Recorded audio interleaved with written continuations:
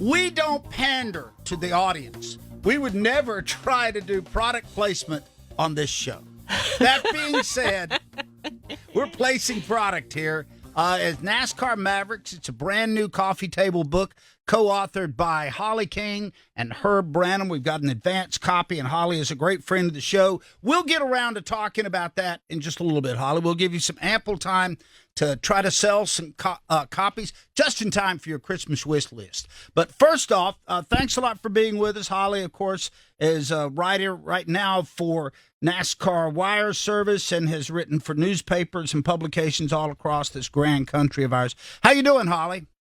I'm doing well. How are you doing? We're all good here. We are all good. We're going to let you chime in on things that we chatted about before you got on. Don't you just love being ambushed? We ask, what driver stock rose the most in your mind this past year? You know, I actually have two answers to this. Firstly, I think William Byron. He won the biggest race of the year in the Daytona 500. He answered it with more wins. He was very strong. He made it all the way to the championship for doing whatever he needed to do to earn a place in the championship for. So I really feel like William has brought it to the next level. I think the question, and he freely admits, is now taking it. Now people expect him to challenge for a championship. It's not like, oh, well, he's arrived. He's here, and I think that's what we'll look for next year. The other person I do give a lot of credit to is Ryan Blaney for doing whatever he needed to do to get back in that championship for. He won at Martinsville, got his position back, and came, less than 0.4 of a second from becoming the first back-to-back champion that NASCAR has had since Jimmy Johnson won 5 in a row. So I think both of them earned a lot of respect from me this season. Holly, it's so good to see you this morning. Thank you for joining us. I've got to ask you conversely to Doug's question, because we talked about this too. Who are you selling? If you're selling stock in a driver, whose stock are you selling? Oh, that sounds so harsh. Thank you for having me, by the way. It's always so great to be here with you all. I will say, and I guess this might not count because he's retired now from full-time racing, but I really would have thought Martin Truex. He drives for Joe Gibbs Racing, which is always, it's a perennial championship team.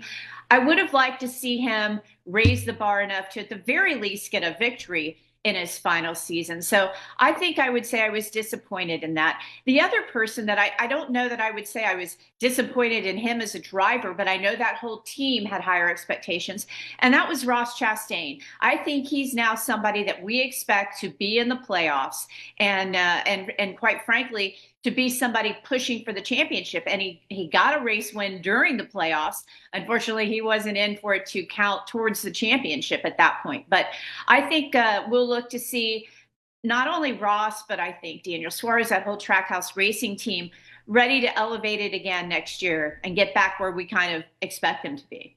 Yeah, great point. All right, so conversely, now let's look at this. Let's look ahead to the future. And if we're talking about that next driver that's going to be the one that sort of jumps out and raises his hand that we had not seen before, who do you see has the most potential in that, Holly? Well, it's kind of a combination of what I was talking about. And I know it's a lot to put on him in his first year with a new team, but I really think that Chase Briscoe is going to be bringing it this year. I think he feels that he has a whole lot to prove. I was just listening to an interview, and I know James Small is crew chief. Sounded very excited to have him there. I think he likes the fact that Chase is very hands-on. He wants to be in the shop a lot. He wants to see what he can do. And I think that combination of the two of them, along with being for Joe Gibbs Racing, means a lot. I mean, the fact that he won a race for Stewart-Haas Racing on their, final season, when I don't know if everyone had the high expectations, and he still prevailed. He got in the playoffs. He won a clutch race. And so I think Chase Briscoe is kind of that guy that's under the radar, not somebody that everyone's going to name off the top of their head. Holly, we were also spending some time talking about the pending lawsuit, not the lawsuit itself, but maybe the results. If Denny Hamlin and 2311 and Front Row Motorsports have to go out and try to make it as open teams, how tough a row is that going to be to plow? Well, I think you can look at it in two different ways. Obviously, that does cause an extra element of pressure on them. I mean, it does. They don't have that automatic spot. However, you're talking about Denny Hamlin, a perennial championship contender, that I think, he knows what to tell that team. He knows how to fire them up. I think that he's going to have them ready and prepared. And the same with Front Row Motorsports. I mean, look what they've done. They're a Daytona 500 winning team. And frankly, I feel like when you go into the Daytona 500 to start things off, that's where you kind of get the season rolling. And both of those organizations, 2311 and Front Row Motorsports, have the opportunity, I believe, to challenge for a victory in the Daytona 500, which is what they're going to need.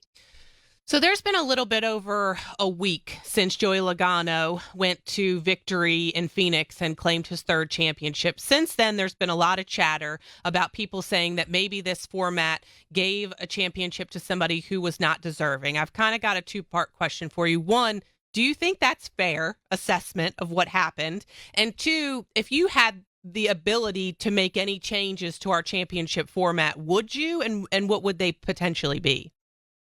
Well, obviously, as a journalist, I've heard a lot of that too, that for some reason, Joey didn't deserve to win the championship. I can't really understand that. He did everything he needed to be. We had another playoff driver who was eliminated for technical issues. So they put Joey in. That means he earned it. He was the next guy there, and he did everything he had to, and he won a lot in the playoffs, and he won the championship race. So I think Joey Logano did everything that he should have done, that he could have done to earn this championship. And instead of people looking at how is this unfair or was this wrong? How about celebrating the fact that our sport has a 3-time champion again? It's a big, huge deal. And he's got another decade of racing. He could even maybe get 4. We're watching history in the making. So I don't see how you can fault Joey. He was dealt this deck, this hand, and he did everything he could to take advantage of it. What more do you want? I think, frankly, him coming back from it at one point thinking he was out of it, to come back, win when he needed to, and then ultimately win the championship race, I think that's a heck of a championship story, not something negative. And in terms of what I would change, I've heard it spoken about a lot. I don't know. Does maybe our regular season champion go on and deserve one of those spots in the Final Four? That would kind of maybe be the only thing. It's hard. I spoke with Kyle Larson just as he got out of the car at Phoenix after the championship race, and he said, other than obviously being able to race for the championship, he's very proud of his season. He won the most races again. He has a tendency to do that. And, I feel like maybe if they were going to tweak it a little bit, maybe that's one thing they could do. But it's hard to argue with what has produced, who our champions have been over the course of this format. I really, truly believe that. Even people that want to criticize Jimmy Johnson winning 5 in a row, how many different formats did Jimmy Johnson have to win a championship in?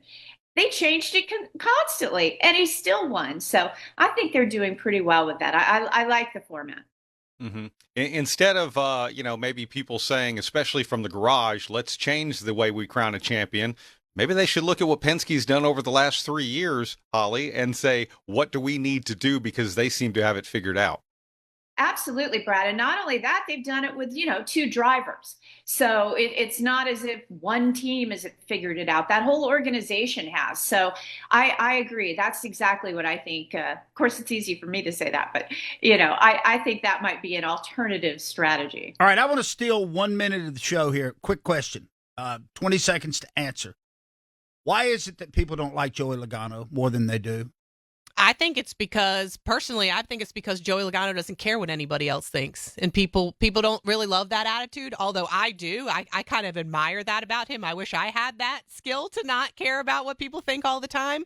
But I think he just goes out there to race. He's not there to make friends. Holly? I would totally agree. I think that's it. And the irony of it all is if you ever had a chance to meet or speak with Joey, you would like him. He's really a good guy. But you know what? I also respect the fact that when he's racing, he takes no prisoners. He wants to win. He's not Mr. Nice Guy.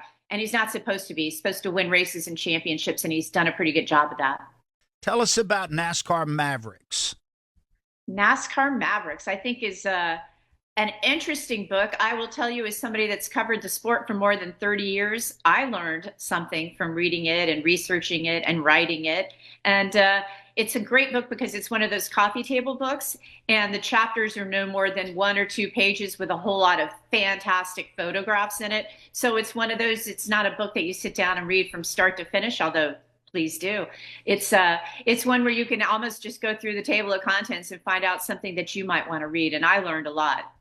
In the break, Doug and I were talking about, kind of how daunting a task it must be to have an idea for a book and then make it pop up on our behind you right now and on our desk right here. What goes into, the process of having an idea for a book and then getting it all the way through to where people are purchasing it and reading it and loving it? Well, I do want to point out that my co-author, Herb Branham, we worked together and covered racing at the Tampa Tribune back in the 90s. In fact, that's where I started my racing career, working alongside Herb. So it's kind of cool that all these years later, the two of us are working on a book. He actually had the book deal and invited me to be the co-author on it. So I have to give him that credit for the genesis of the book. But you're absolutely right. It's something that you sit down, and so we kind of divided up the chapters, what he thought he might be really good at or have some background with, and other chapters that maybe I would do. For instance, Herb wrote a lot about Bill France Jr. and Bill France Sr. and the very founding of NASCAR, kind of the early chapters, early decades, because he's an expert on that. In fact, he's written books on both of the Frances. And I did a lot more of kind of the later chapters, and also maybe you might call them more unique chapters. I wrote about Mario Andretti and AJ Foyt winning the Daytona 500, which I loved. I wrote about Le Mans, which I got to cover last year. And then obviously a lot of the drivers in the decades that I've been covering it. And also I will say, going back, looking at some of the women that had impact in the sport that we don't necessarily think about. And some of the great stories, that's what this book is. It's, we go back and we look at the flocks. We look at a lot of people don't know that one of Richard Petty's 200 wins came in a convertible. They forget about that. So, I mean, it's really looking at the unique aspects of the sport that I bet if somebody sat down and read that book or looked at all of it, there's got to be at least one, if not multiple things that they found interesting that they did not know previously. Yeah, that's what I love about something like this. When it comes down to the here's what I didn't know. And I love that you brought up the women in this because, again, I think, the initial thing is Mavericks. Well, people think of Swagger and Dale Earnhardt and things like that. But, I mean, look, the very first NASCAR race, there was a female racing in Sarah Christian. I mean, it's not like, it's been a part of it for so long, but the ground that people had to break to get through there seems really cool. And that's one thing that I do love about this, Holly, is to learn things that maybe we didn't know in that regard. I really appreciate you saying that because that's exactly one of the ones that I learned about, and I've covered the sport forever, it feels like, So I didn't realize not only Sarah, but there were several women back in the day when you would have least expected women to be able to break into this sport that did. And I have so much respect for them. And it really kind of paved the way for today. So I appreciate that. And I want to point out, even the cover of the book, which is the Wood Brothers pit stop. There you go. What more Maverick does it need to be? They absolutely revolutionized something, the pit stop, that sounds like such an easy something we take for granted, and finding out about them and how they came about it. And obviously, they also went to the Indianapolis 500 and showed them. So just things like that whether you're a new fan or you're an old fan, or maybe you aren't a fan yet, you don't have to be a fan of NASCAR to read this, I hope, and find something that you didn't know. Holly, I know there's a page in here on Lexus Laris, who was the PR person for Bill Elliott. She broke the mold because there had never been anybody. Here are the Elliots. They came out of the mountains of Georgia. Then all of a sudden, they've got this powerful female figure kind of guiding the whole ship there. Exactly. And you know what?